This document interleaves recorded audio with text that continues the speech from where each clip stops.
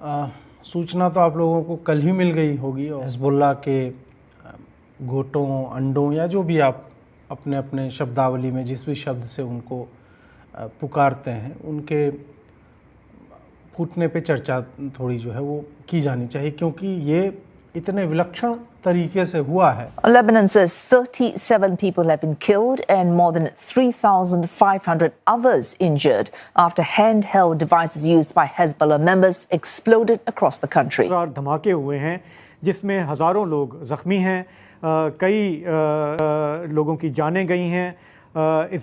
इल्ज़ाम जो है वो इसराइल पर आ रहा है कि इसराइल साइबर दहशतगर्दी कर रहा है। ना कहें सर, ना बोल बताइए। अरे बताइए सर, हम भी थोड़ा सीख इसमें लेंगे। कहा गया है कि साहब के गुदा छेदन और अंडकोश भंजन ये कार्यक्रम हुआ है। This over the last 2 days.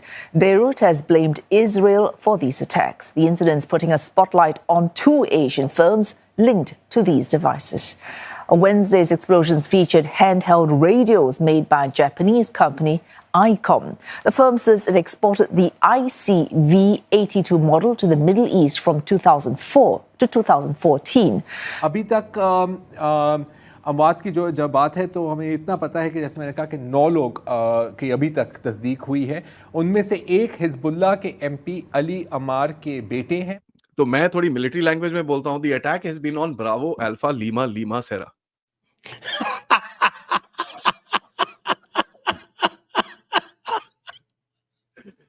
Memes और ये रोस्टिंग तो चलती रहेगी। ये जो खतना बोल करके इतने लोगों की सामूहिक रूप से गेंद फाड़ने की जो घटना है, इतिहास में पहली बार हुई है।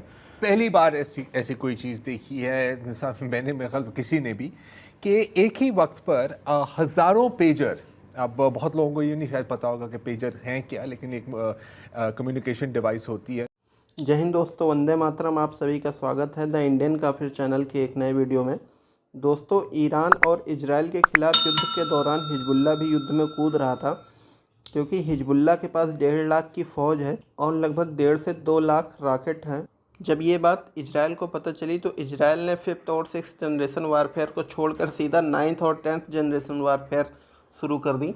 उसने हिजबुल्लाह के पेजर डिवाइसेस को किसी न किसी प्रकार से हैक करके उनमें विस्फोट कराने शुरू कर दिए, जिससे हिजबुल्लाह के 3,500 से ज़्यादा लड़ाके घायल हो गए हैं। किसी के पैर फट गए, किसी का कुछ चला गया, किसी का कुछ चला गया, कुछ तो जन्नत जाने के काबिल भी नहीं रहे।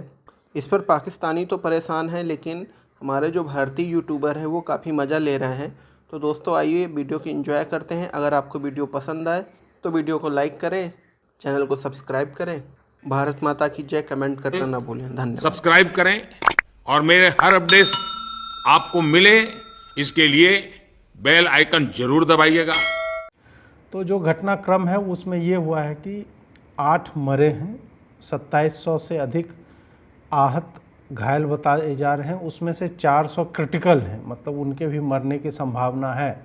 और वैसे भी जब सामान चला जाए, आपका मेन सामान ही चला जाए, तो फिर और आप मुस्लिम हो तो फिर जीने का उद्देश्य जो है बहुत अधिक बचता नहीं, क्योंकि लाइफ तो बर्बाद हो ही गई। आफ्टर लाइफ भी ऊपर जाएंगे तो क्या लेकर के वहाँ पे जाएंगे? तो वो खाली हाथ आए थे, खाली हाथ जाएंगे, उस टाइप का। तो यहाँ हाथ की जगह कुछ और हो गया है। और यह भी बताया जा रहा है कि ये तो सब चल रहा है। इसके बाद जो है ये जो 9th जनरेशन वॉरफेयर हुआ है मिडिल ईस्ट में, ये क्या है सर? दिस इज कॉल्ड इसने तो पूरा कॉन्सेप्ट ही चेंज कर दिया है। मुझे बताया जा रहा है कि साहब की सारी इस्लामी सेनाएं जो है वो जाके छुप गई हैं अपने अपने बंकर्स में, और कह रही हैं कि भाई हम तब तक बाहर नहीं निकलेंगे जब तक कि अल्लाह हमें इसका कोई तोड़ नहीं बता देगा। सर, छोटी सी चीज है, बेसिकली हिजबुल्लाह की तरफ से एक अटैक प्लान हो रहा था। उधर जो है वो फूटे हुए अंडों की संख्या जो है बेरूत के मतलब सड़कों पे वो गिनी जा रही है कि कितने अंडे किसके फूटे हैं। एक्चुअल में हुआ क्या हुआ, गोल्ड अपोलो नाम की कंपनी है, वो बनाती है इनके लिए पेजर। वो पेजर सप्लाई होके जाता है यूरोप में मोसाद के एजेंट जो है उसको इंटरसेप्ट करते हैं, और इन पेजर्स में ये हमने तो बड़ा बड़ा डायनामाइट लगा दिया है, उतना बड़ा तो फिट नहीं होगा एज यू नो। उसमें एक पाउडर होता है जिसकी बहुत कम क्वांटिटी आप लगाएंगे, और उसके बाद ये तो हार्डवेयर हैकिंग हो गया कि फिजिकली आपने ले लिया। उसके बाद फिर उसमें आप सॉफ्टवेयर में भी छेड़छाड़ करते हैं कि एक पर्टिकुलर तरह का मैसेज आए और वो ओवरहीट करे पूरे डिवाइस को, और जब वो ओवरहीट होगा उसके बाद वो जो है, मतलब ये लोग सब बैठे हुए हैं और मैसेज आया और फिर अचानक से शैलोम मैसेज आया और फटना जो है आरंभ हो गया इसमें जो है। तो ये पूरा घटनाक्रम है। भी आ रही है कि वो जो हंगरी की जो बीएसई कंपनी है जिसको लाइसेंस दिया था अपोलो गोल्ड ने, गोल्ड अपोलो या अपोलो गोल्ड जो भी आप कह लीजिए उसको, अपोलो गोल्ड ने, तो अपोलो गोल्ड के अंडर लाइसेंस उसका जो प्रोडक्शन था, तो वो जो बीएसई है वो it is controlled by Israelis, I am told. Sir देखिए, they have infiltrated something called the supply chain, ठीक है, और ये सप्लाई चेन इन लोगों ने बैटरीज का इन्फिल्ट्रेट करा है, because that is the only explosive. कई लोग बोल रहे हैं 20 से 30 ग्राम एक्सप्लोजिव, नहीं है, इसके अंदर 1.5 से 2 ग्राम एक्सप्लोजिव डाला है। What they have done is very simple. देखिए सर, ये बैटरीज के अंदर एक आप इलेक्ट्रिकल सर्ज के चक्कर में उसकी बैटरी का टेम्परेचर इंक्रीज कर सकते हो आप। All they have done is that, जब वो बैटरी का टेम्परेचर इंक्रीज होता है, जो ये बाहर जो एक्सप्लोजिव मटेरियल है वो इग्नाइट करता है। जब वो इग्नाइट करता है तो क्या होता है, बैटरी खुद इग्नाइट हो जाती है और वो फटती है। नाउ लुक एट इट, कैसी कैसी वहां से फोटोएं निकली है सर, यू कैन अंडरस्टैंड। एक तो डब्ल्यूसी की बेचारा बंदा अपना कार्यक्रम कर रहा होगा जो हर कोई करता है, वो पूरा डब्ल्यूसी टूटा हुआ है यार। तो आप सोच सकते हैं इमोशनल डैमेज इसका जो है वो हिंदी में बड़े शुद्ध शुद्ध कुछ दिए गए, आप कहें तो मैं बोलूं, आप ना कहें तो ना बोलूं। बताइए, अरे बताइए सर, हम भी थोड़ा सीख मतलब लेंगे। कहा गया है कि साहब के गुदा छेदन और अंडकोश भंजन ये कार्यक्रम हुआ है। तो मैं थोड़ी मिलिट्री लैंग्वेज में बोलता हूं, the attack has been on bravo alpha lima lima सेरा।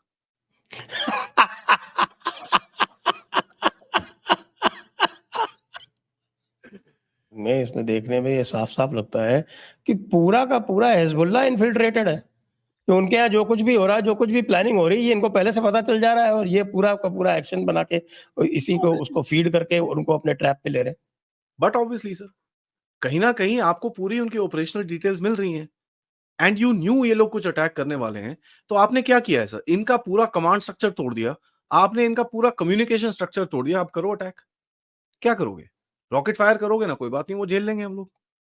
देखिए, इजरायलीज को जो एक थ्रेट है sir, which is the solid most threat, is not from Iran. इनको जो सबसे बड़ा थ्रेट है हिजबुल्लाह। 1,20,000 फाइटर्स विथ 2.5-3 लाख इनके पास मिसाइल्स हैं, rockets and missiles, that's a huge number. Having said that, उसके अंदर भी एक क्लॉज है। हर कोई ये नंबर ऑफ मिसाइल्स और रॉकेट्स देखता है, बट ये नहीं पूछता भाई इनके पास लॉन्चर कितने हैं। अब सर आपके पास सिर्फ अगर 200 लॉन्चर हो तो आप 200 ही फायर कर सकते हो। एक एक करके अगर आपके लॉन्चर जाने गए तो आपके पास कहीं 25 लाख मिसाइल भी हो, अगर आपके पास 100 लॉन्चर हो तो उसके सिर्फ 100 ही लॉन्च कर पाओगे आप। ये चीज लोगों को थोड़ी समझनी पड़ेगी। आईडीएफ की चीफ ने बोला भैया दिस इज अ स्टार्ट, और ये चीज इनको समझ में आनी चाहिए। अगर आईडीएफ ने, इजरायलीज ने ये पत्ता खोला है, दे ऑब्वियसली हैव मोर कार्ड्स, ठीक है, तो ये चीज इनको समझ में आनी चाहिए। अब इनको इनके बाद अब भारत कहां बीच में आता है, क्योंकि भारत हथियार दे रहा है इनको। बिटवीन यू एंड मी, जो रेडार सिस्टम्स जो आपके लगे हुए हैं, anti aircraft radar systems and anti air radar systems, आपके और इजरायलीज के सेम है, they are joint developed, your capabilities are pretty much the same. तो मैंने तो पहले दिन बोला था, बेटा kudos, well done Israel, please be careful Pakistani, तुम्हारे अभी पेंटे चलने वाली हैं।